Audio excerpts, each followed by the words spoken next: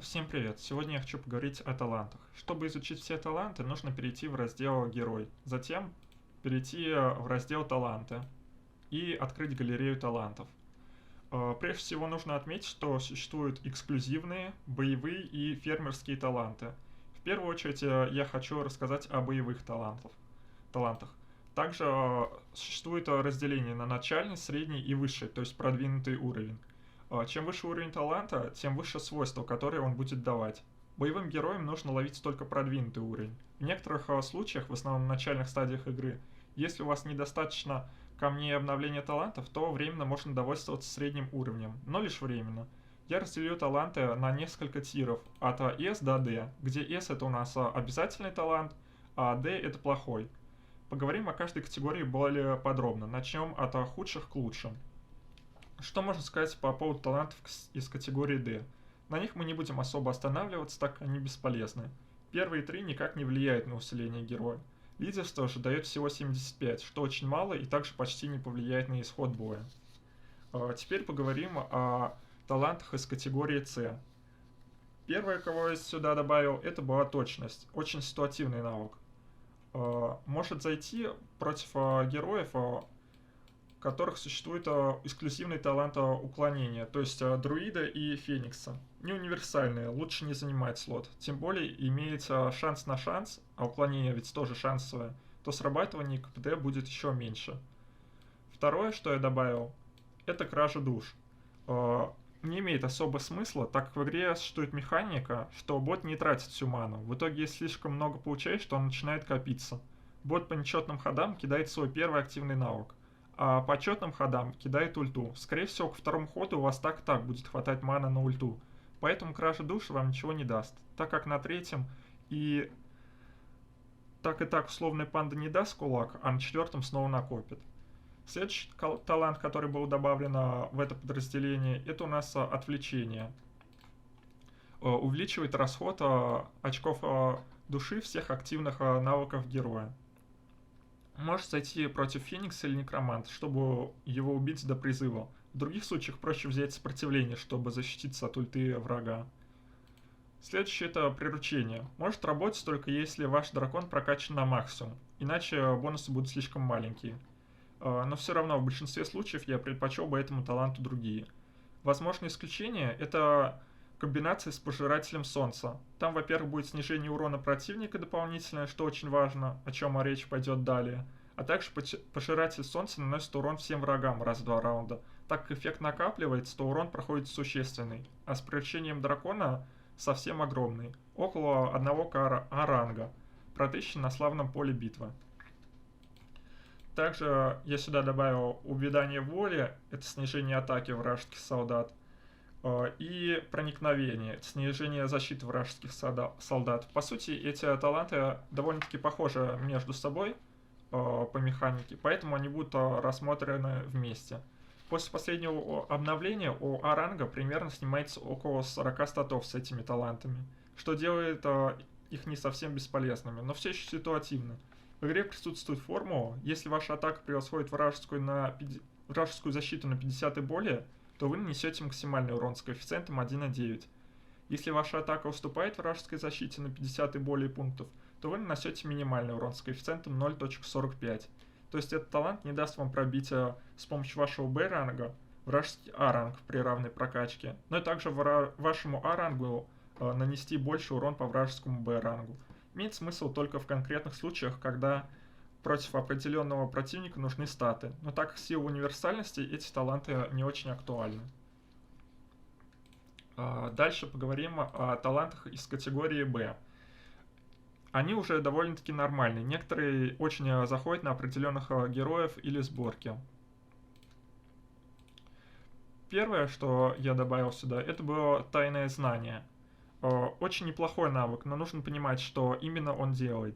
Он не даст прибавки к кулаку панды или печати, но при этом усилит каменную кожу варвару. Кому я посоветовал бы 100% иметь этот талант? Конечно же, Рафи. Также советовал бы оставить варвару, Картусу и рыцарю Фениксу, они получат неплохой баф от него.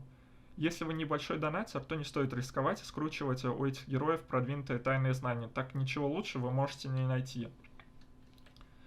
Следующее, что я добавил, это искусство здоровья. Неплохой талант, последний слот для героя, который должен выживать. Например, рыцарь Феникс, некромант или архангел. Искусство удачи. Усиливает удачу всех войск. Дает 150% урона, но шансово. Раньше я поставил бы его в тир А, но сейчас стабильный урон от силы выглядит гораздо полезнее. Кто не знает, то в последнем патче вышло обновление, в котором теперь таланты на силу дает плюс 30%, а не плюс 10.5, как в прошлом было. Но также, если вы поймали высший уровень искусства удачи, то можно его оставить, если у вас нет большого количества камней обновления таланта, чтобы поймать что-то более полезное. Следующее, что я добавил, это был бронебой. Очень хорош на ранних стадиях игры. Герои с маг-войсками могут поставить себе ледяного лорда, плюс ледяных фениксов и лучниц, которые будут при срабатывании этого таланта наносить полный дамаг по Б и А рангу, несмотря на статы. В более лейтовой игре на 30-й ратке, когда уже играешь Б или А рангом, талант немного теряет свою актуальность. Так, сражаясь с равными соперниками, ваши статы будут примерно равны, у одинаковых рангов, и вы без бронебоя будете наносить нормальный дамаг. Гораздо полезнее будет, опять же, условную силу взять. Как вариант, можно рассмотреть сборку, довольно-таки популярную в славном поле битвы, когда брали кровавого мага, полностью собирали его в защиту, чтобы враг не мог пробить, а сами наносили урон с помощью бронебоя, несмотря на свою низкую атаку. Но это скорее что-то фановое на фулл прокачках, чем стратегия развития для среднего игрока. Далее перейдем к силе магии. Очень сильный талант для мага Ордена Розы. Также подойдет хорошо для всех, кто своей ультой наносит АОЕ урон. Но главная проблема, которая убивает талант, это то, что почти у всех противников на высоких ратушах будет сопротивление, которое просто контрит этот талант.